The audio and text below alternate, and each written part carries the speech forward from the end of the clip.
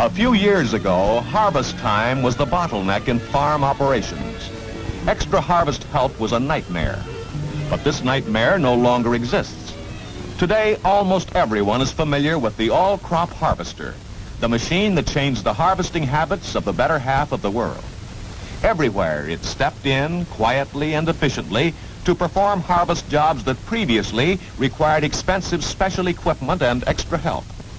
Today, one man using this machine can harvest and save almost any kind of grain or seed crop.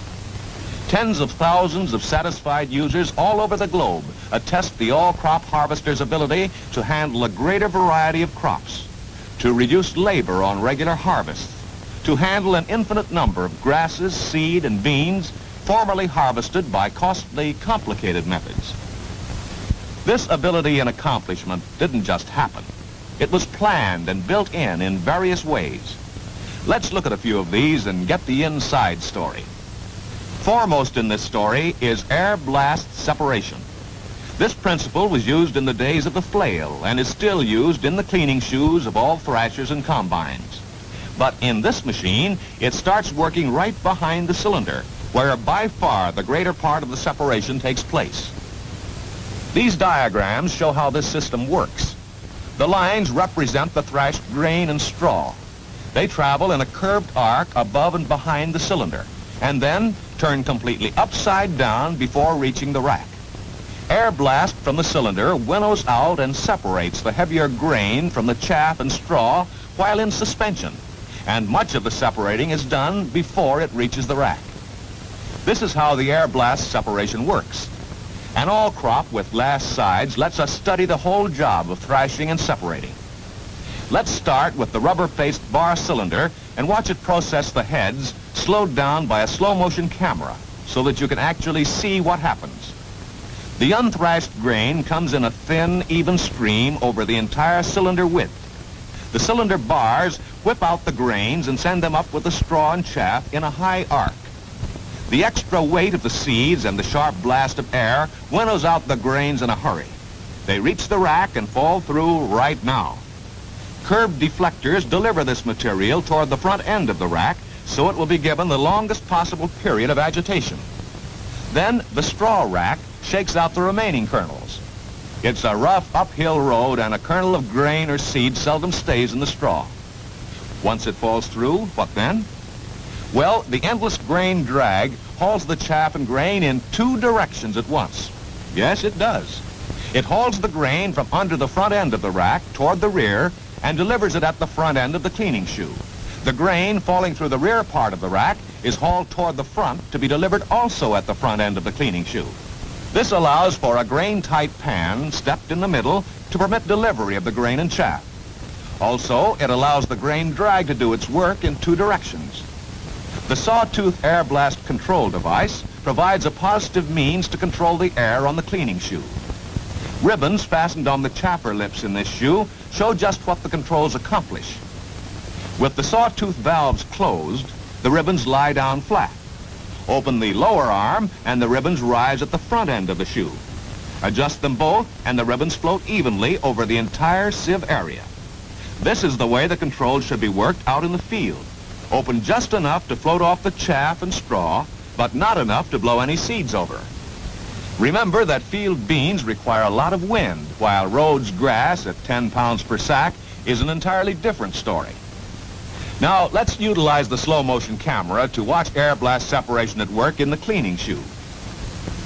The sawtooth vanes are adjusted to admit just enough air to lift the chaff and lighter particles. The motion of the shoe keeps the grain and chaff moving. The adjustable chaffer and sieve sift out straw butts and coarse particles. Result, clean grain in the sack or bin. Another reason for the all-crops universal success is the use of variable speeds, particularly on the cylinder, to suit the different crops. The all-crop pioneered this feature. It is still years ahead with the new improved quick speed changer. By simply turning a crank, you can select at a moment's notice the correct cylinder speed for every grain, seed, or bean. The quick speed changer is quite simple. A movable flange on the cylinder drive pulley varies the effective driving diameter of the cylinder pulley. A tachometer, available as an extra on this machine, shows how quickly speed can be changed. It's almost instantaneous. Now let's look at the business end. The inner flange of the cylinder pulley is moved in or out on a thrust ball bearing. Moving it away from its mate decreases the size of the pulley and increases the cylinder speed.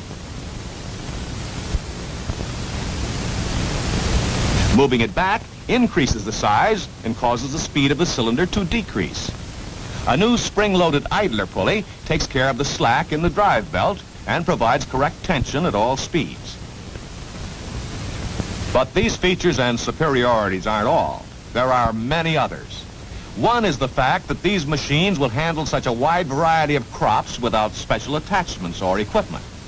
But where extraordinary conditions or crops call for special attachments, they are available at a low price. Clovers and small grasses, for example, require special finishing sieves. This may also be true of baby lima and garbanzo beans. These sieves are available at any dealer. The all-crop was designed and built primarily for power takeoff operation and is today the most successful power takeoff operated harvester or combine built and the most economical to operate. There are a few extreme cases where insufficient tractor power, overly wet ground, irrigated fields, hillside harvest, and so forth, require the use of an auxiliary motor. There is available a heavy-duty power unit complete with controls and fittings engineered to do the job. Grain bins with quick, easy unloading spouts are regular equipment in territories where grain...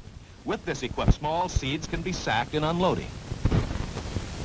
For territories do not have bulk handling facilities, a bagging platform with a comfortable seat for the sack sower and a metal bag chute is regular equipment. A straw spreader is available where straw is to be plowed down or where it's to be used as a mulch on a grass or clover crop. Where straw saving is important, there's a windrow device operated from the driver's seat that throws two rows together, making it easy to pick up for baling or stacking. A new power takeoff operated rake makes short work of throwing two or more of these windrows into a large row for the new roto baler, also a one-man power takeoff operated machine. Then the straw can be rolled into compact bales for storing or stacking and the field left clean. This is particularly necessary where a seed crop is sown with the grain. Another device that cleans up straw in a hurry is the field forage harvester. With this tool, straw can be chopped to any desired length and loaded into wagons. Chopped straw requires less storage space. For windrowed crops, two models of pickup devices are available. The rattle type for most conditions, or the draper type preferred in some bean and pea crops.